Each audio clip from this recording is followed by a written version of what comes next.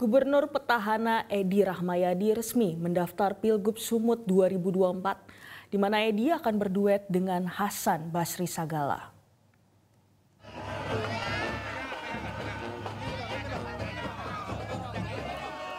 Bakal pasangan calon Gubernur Sumatera Utara Edi Rahmayadi dan Hasan Basri Sagala mendaftar pada hari terakhir ke kantor KPU Sumut Kamis sore.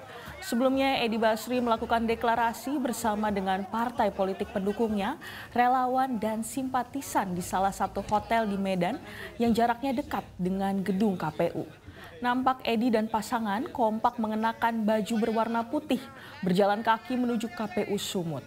Pendaftaran Edi Hasan dilaksanakan sekitar 1 jam dan dokumen pencalonan dinyatakan lengkap.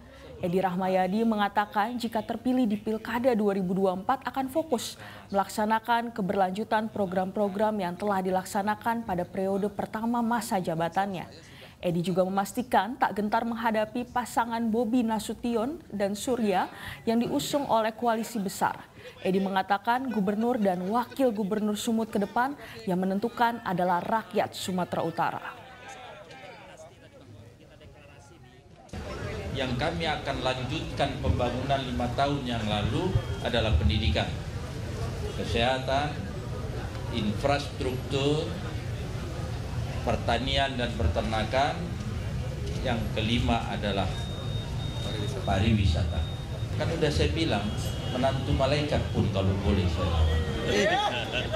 Kalau boleh. Ini persoalannya bukan soal menantu tidak menantu. Calon gubernur di Sumatera Utara ini adalah antara Edi dan Bobi, hanya head to head. Jangan cerita lagi menantulah apalah. Jelajahi cara baru mendapatkan informasi. Download Metro TV Extend sekarang.